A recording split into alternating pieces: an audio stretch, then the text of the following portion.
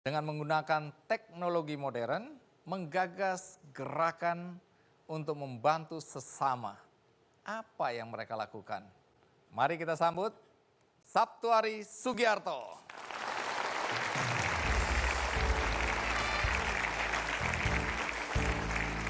Terima kasih. Silakan duduk. Makasih Pak Andi. Saptuari Sugiarto. Saptuari ini pernah beberapa tahun yang lalu ya. Jadi 2011 Bang. 2011. Jadi narasumber Kick Andy juga. Iya. Dia menceritakan bagaimana sejak mahasiswa berjuang memulai bisnisnya ya, kedai digital. Dari sebuah bilik dari triplex dengan penderitaan yang luar biasa, tapi sekarang kedai Alhamdulillah. sudah berapa banyak? Ada beberapa cabang di Jogja, eksis, juga berkembang ke beberapa bisnis yang lain juga. Oke. Kuliner juga, alhamdulillah. Dari mahasiswa ya, bagaimana dia membiayai hidupnya dari jualan dulu ditertawakan teman-teman ya. Dibully, dihina. Dibully, dihina, wah dramatis banget gitu ya. Oh iya. Nah, tapi sekarang kita lihat banyak anak-anak muda sekarang sejak mahasiswa juga sudah merintis bisnis mereka ya. Ya. Baik, itu cerita tentang Anda. Belakangan saya lihat kegiatan Anda kok lebih terasa lebih berat ke arah upaya untuk membantu orang lain ya. Mulai muncul yang namanya sedekah rombongan. Bisa cerita sedikit, sedekah rombongan ini gerakan apa ini? Ya, saya sebenarnya tuh dari kecil kan anak yatim.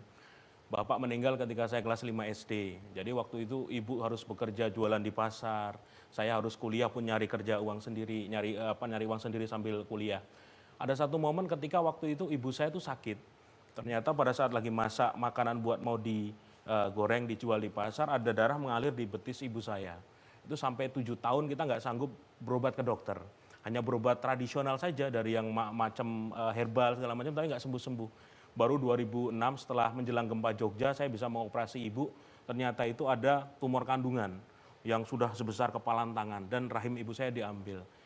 Kejadian itu sangat membekas di hati saya gitu loh. Waktu itu nggak bisa diobati karena Nggak ada biaya, kemiskinan? nggak ada biaya. Karena kami memang waktu itu untuk kuliah pun saya harus nyambi-nyambi kerja di banyak tempat, nyari uang sendiri. Sampai akhirnya ketika diambil ada momen berkesan, di luar sana pasti banyak anak-anak seperti saya yang orang tuanya sakit atau anaknya sakit yang mereka tidak mampu untuk membiayai dan mereka hanya berobat dari tempat-tempat yang nggak jelas, dari produk-produk yang misalnya nggak jelas standar kedokteran, akhirnya nggak sembuh-sembuh. Sampai 7 tahun akhirnya baru ketika dioperasi itu 3 hari sembuh.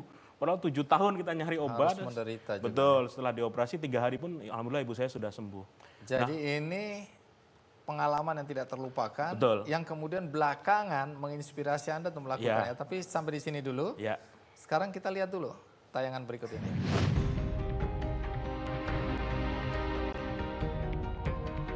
Dunia maya dan media sosial saat ini bisa menyampaikan informasi dengan cepat.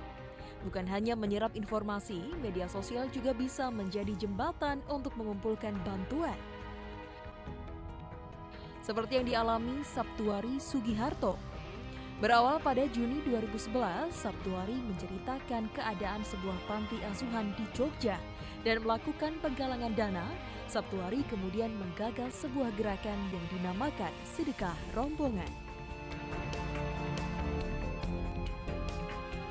Melalui blog pribadinya dan sosial media, pemenang Young Entrepreneur Indonesia Franchise Award tahun 2010 ini berbagi mengenai tempat-tempat yang membutuhkan bantuan dan membuat penggalangan dana. Di luar perkiraan Saptuari, ternyata banyak orang yang ikut serta dalam kegiatan penghimpunan dana yang dilakukannya. Akhirnya di bulan November 2011, alumnus Fakultas Geografi UGM ini membentuk tim dan gerakan untuk membantu masyarakat yang membutuhkan. Selain memberikan bantuan berupa dana, sedekah rombongan kini memiliki 36 ambulan dan 14 rumah singgah di berbagai kota di Indonesia. Sedekah rombongan juga bekerja sama dengan beberapa rumah sakit untuk memberikan perawatan dan pengobatan.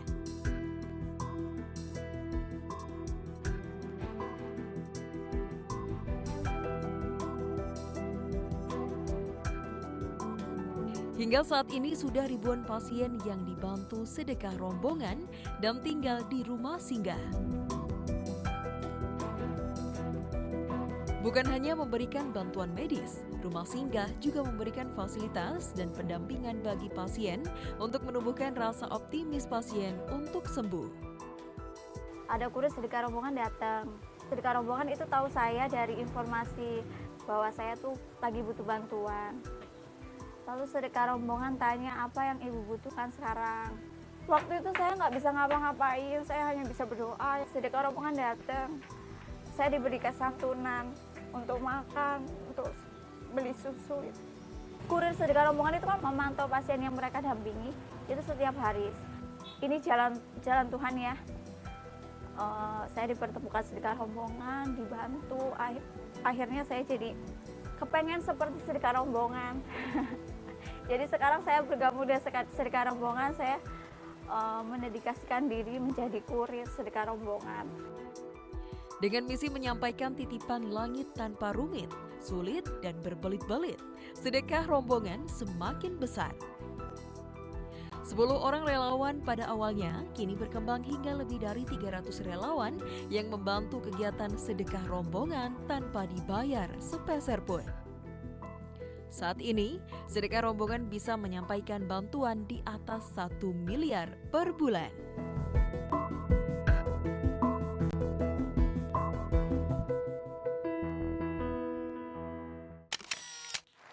Wow. Bagaimana awal persisnya Anda punya sedekah rombongan Ya. ini? Momen yang luar biasa saya rasakan justru ketika tahun 2010 Merapi meletus. Saya tinggal di Jogja, punya usaha, itu kan Jogja kayak kota mati itu Bang. Kegiatan ekonomi lumpuh, karena betul-betul penuh debu kan waktu itu. Akhirnya waktu itu saya berpikir ini mau jualan juga nggak mungkin, ngapain bisa dilakukan. Punya ide dari beberapa karyawan saya, Mas yuk kita himpun bantuan saja melalui sosial media. Waktu itu yang ngehits masih Twitter dan BBM waktu itu. Langsung saya umumkan ke teman-teman, siapa yang pengen bersedekah untuk korban Merapi, kami dan teman-teman di Kredit Digital siap terjun ke sana untuk menyalurkan. Saya kaget, ternyata teman-teman saya tinggal di Jakarta, di Bandung, Surabaya itu transfer dan gede-gede, 5 juta, 10 juta, sampai total itu 2 minggu lebih terkumpul dana 180 juta. Kaget lah Anda. Kaget uang sebanyak ini dan langsung kita bergerak dari hari pertama dana cair itu kita cari selimut, cari kasur, cari baju, sendal semua kita belikan dan kita keliling ke area-area bantuan Merapi dari Sleman, Muntilan itu kita drop bareng.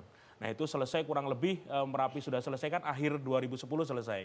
Nah momen berikutnya adalah ketika sudah tenang mulai bisnis lagi ada perasaan kangen gitu loh. Sudah kau enak ya kemarin kita ngasih bantuan ke banyak orang, melihat mereka bisa nangis, kita juga ikut nangis ngasih bantuan itu. Momen berikutnya ketika bulan Juni, 9 Juni 2011, saya ingat banget itu saya ke sebuah panti asuhan di Jogja yang isinya adalah anak-anak yang dibuang. Jadi ini anak-anak, ada yang korban aborsi tapi gagal, jadi lahirnya itu cacat. Ada juga yang sehat tapi dibuang. Banyak pelakunya, dari yang mahasiswa pun banyak. Nah itu datang ke sana, saya menulis kisah itu di blog pribadi, sabtuari.blogspot.com. Ketika nulis itu saya bisa nangis Bang. Sampai deleweran kalau bahasa Jawanya itu. Wah, itu. Anehnya ketika saya posting, orang yang baca ikut nangis dan langsung, Mas punya rekening nggak? Saya nitip. Mas saya punya rekening nggak? Saya nitip gitu. Saya kasih rekening pribadi karena waktu itu ayo silahkan nitip di blog itu. Sampai saya kaget pembacanya itu sehari bisa sampai 20.000 pembaca. Itu seminggu itu terkumpul 18 juta. Saya kasih 100% ke panti asuhan tersebut. Sampai pihak panti asuhan kaget, Mas uang dari mana? Dari Allah Bu, saya nggak tahu ini. Iya, karena kalau lihat wajah Anda mereka nggak percaya.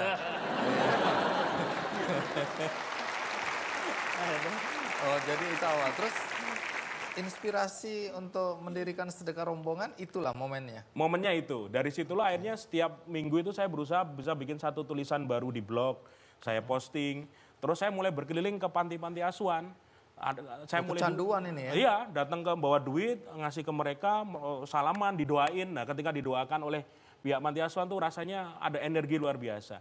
Dan saya mulai nyari duafa miskin di kampung saya. Saya datang Mbah, ini enten bantuan dari rencang-rencang, sinten boten ngertos tampi mawon. Dan itu menjadi suatu yang luar biasa. Kurang lebih selama 5 bulan itu saya hanya jalan dibantu istri saya. Lama-lama kok yang nitip makin banyak. Akhirnya saya berpikir ini kalau berhenti sayang banget. Masyarakat sudah percaya media sosial sudah berjalan, tapi kalau ini saya hentikan sayang banget.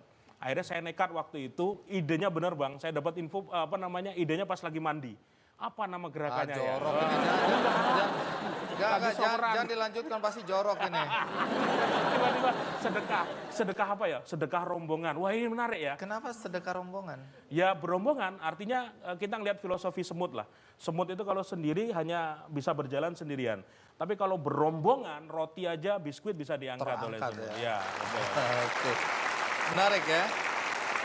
Karena pada awalnya ketika sedekah rombongan ini mulai dijalankan gerakannya, Ya. kemudian Anda dibully, dilecehkan, dihina, dicurigain. betul. Nanti cerita ya kenapanya ya. Siap.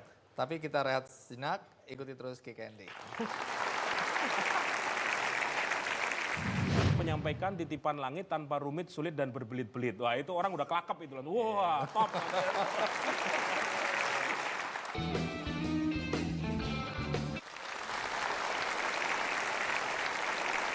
Ya.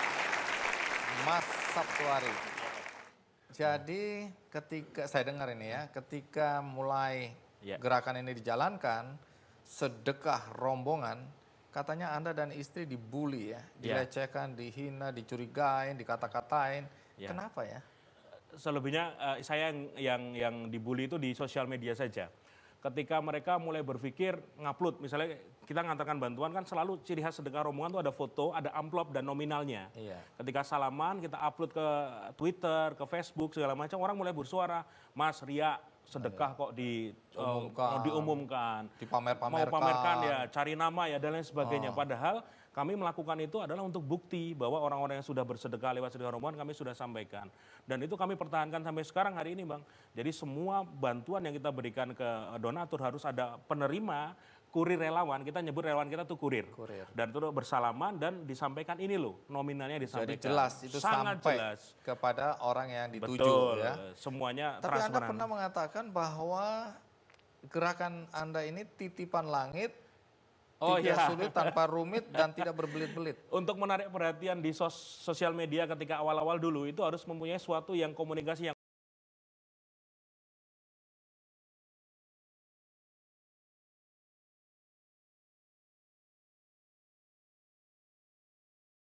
unik. Oke. Bagaimana sih mekanismenya kalau ada orang mau nyumbang? Iya. Itu bagaimana cara kerjanya nih? Di awal-awal memang pakai rekening saya pribadi. Oke. Dalam perjalanan kan mulai berpikir, Mas Sabtu ini nggak mungkin kalau saya ditanya, Mas Sabtu visi SR itu apa sedekah rombongan? Cari muka di depan Tuhan. Wow. Cari muka kelihatannya negatif, tapi depan Tuhan positif. Tuhan positif. Iya. Akta pendirian secara hukum. Jadi kita pun daftar ke Depkumham, terregister sebagai gerakan sosial. Terus kita punya NPWP, kita juga punya, semua kita lengkapi. Akhirnya kita punya beberapa rekening perbankan yang dijadikan jasa untuk transfer. Dan itu menggunakan nama sedekah rombongan, nggak pakai nama saya lagi. Oke, mekanismenya gimana? Apakah saya tiba-tiba, udah saya nyumbang tanpa saya tahu siapa Iya. yang saya sumbang? Betul. Atau ditampilkan dulu cerita tentang seseorang atau siapa yang mau disumbang, baru orang-orang nyumbang? Gimana itu? Di awal-awal kita masih main per individu. Misalnya ada kasus waktu itu seorang anak yang badannya melepuh kecemplung di kuali panas yang buat masak gulai di Prambanan. Badannya semua penuh nanah, namanya Rara. Saya angkat itu Bang di sosial media, di Blogspot, di Twitter, semua kita angkat. Itu semalam terkumpul 54 juta. Dalam satu malam langsung kita bawa ke Rumah Sakit Sarjito Jogja, langsung 2 bulan di sana dia sembuh total. Dan bantuan itu akhirnya terus mengalir. Lama-kelamaan kita tidak lagi main sosok per sosok ini, enggak. Terus tiap hari kita konsisten, pasien ini di Jakarta, pasien ini di Bandung, pasien ini di Jogja, konsisten. Akhirnya kita punya tim sosial media sendiri yang tiap hari update itu. Jadi orang kalau mau nyumbang itu buka Twitter SR, website SR itu, wah ini kok banyak banget pasiennya ya. Mereka transfer, kita himpun di rekening khusus dan itu akan kita salurkan. Dari 5 tahun ini sudah berapa banyak orang yang dibantu melalui gerakan? Total santunan Sedekah. per hari ini alhamdulillah sudah lebih dari 22.000 santunan. Senilai 45 22.000. santunan. Dengan Nominal berapa yang sudah totalnya dikumpulkan? sekitar 45,2 miliar dananya. Tapi apa ada kriteria? Siapa yang dibantu ini? Kalau Biasanya yang dibantu selama ini siapa? Kalau di sedekah rombongan 90% itu duafa. Duafa itu berarti orang yang tidak mampu secara ekonomi dan dia sakit. Tapi kami juga punya program untuk anak-anak panti asuhan, pondok pesantren itu untuk pembuatan kacamata. Pernah kami udah lebih dari 800 kacamata kita bagi Bang. Di Jogja itu mayoritas di Gunung Kidul, Kulon Progo, Bantul. Kalau kita datang ke panti asuhan, itu kita cek, itu Masya Allah, ada anak-anak yang minusnya sampai 5 dan nggak pakai kacamata. Karena nggak mampu beli. Ketika dipakein gini mereka langsung, ya Allah terang banget Mas, seperti melihat dunia baru gitu loh. Tapi begitu dia ngeliat Anda, wah!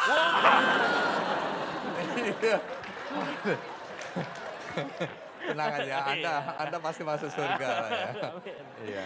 Sama bantuan sepeda. Jadi di beberapa panti asuhan itu yang anak-anak itu sampai jalan 3 kilo, sampai 4 kilo untuk jalan kaki. Kalau kami datang itu dengan sepeda, kayak truk isinya 20 sepeda, itu wajah mereka bisa kayak gini. Kayak melihat sesuatu yang sangat berharga gitu, ngelihat sepeda itu. Dan itu ada perasaan bahagia. Luar ya. biasa, itu tidak terbayar apapun itu ketika dilakukan. Kemudian kalau uang itu sudah terkumpul, bagaimana menyalurkannya?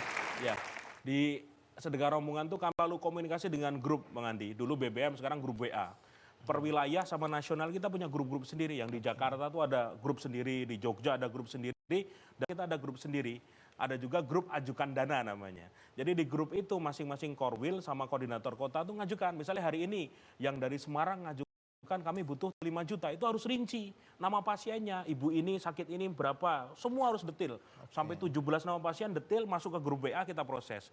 Hari itu juga dana kita transfer ke Semarang tanpa harus menunggu prosedur yang sulit. Tinggal nanti bagian admin kami yang mencatat itu semua.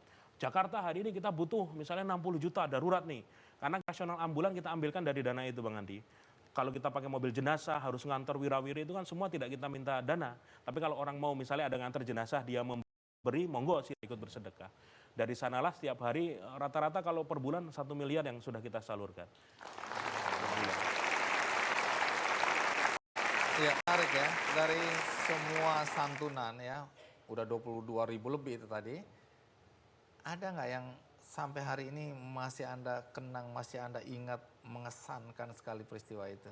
Kalau saya sendiri ketemu dengan beberapa pasien yang sudah 5 tahun lalu kita bantu, dan sampai sekarang dia sembuh di jalan atau dia salaman pun kita bisa nangis bareng gitu loh. Mas Sabtu makasih ya, oh Nje yang dulu Nje semoga sehat. Dan ini lintas agama Bang, kami menolong itu tidak melihat latar belakangnya. Saya seorang muslim diajarkan Islam itu rahmatan lil alamin. Kami pernah menemukan seorang simbah-simbah mencari rumput, perutnya sangat besar.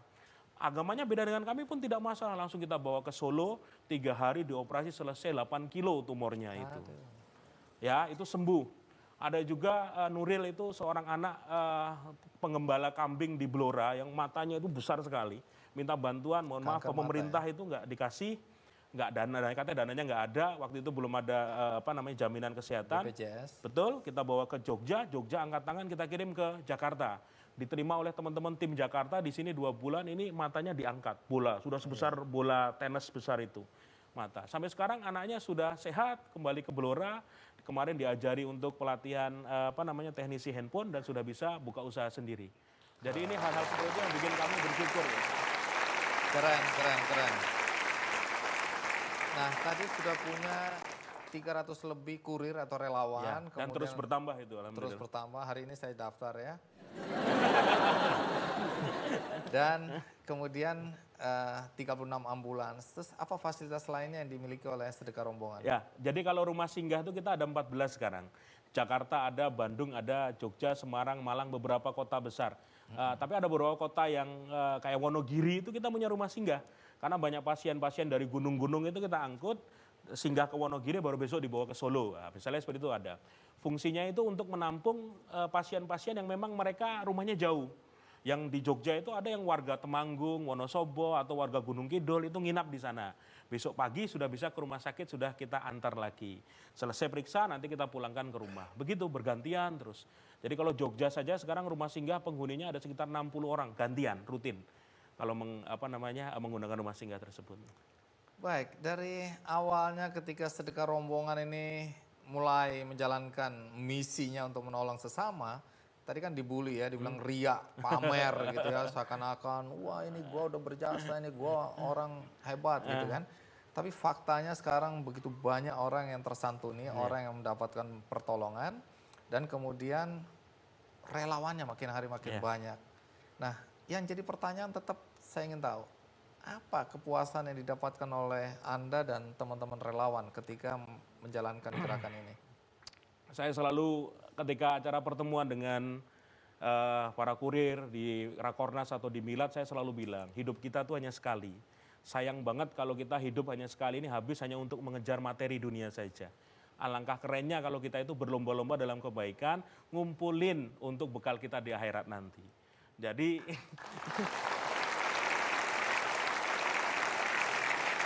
saya bahkan bilang sama mereka, kalau kalian bisanya mewakafkan waktu kalian nyopiri ambulan, bikin buku kecil nggak masalah kok. Hari ini jenazah siapa, besok jenazah siapa, seterusnya sampai buku itu puluhan orang, ratusan orang jenazah kamu sopiri. Semoga bisa berangkat nanti ke Mekah pada saat tawaf gitu, diangkat itu tunjukkan ke Allah. Ya Allah, ini loh orang-orang yang sudah aku tolong. Jadikan mereka pembelaku ya Allah nanti di akhirat. Oke. Mas Sabtuari, terima kasih ya sudah berbagi. Sangat menginspirasi kita untuk berbuat baik ya sesama, sekecil apapun ya. Jadi tidak harus miliar-miliaran, tetapi sekecil apapun juga, tapi itu kontribusi kita untuk sesama manusia. Terima kasih sekali lagi Sabtuari.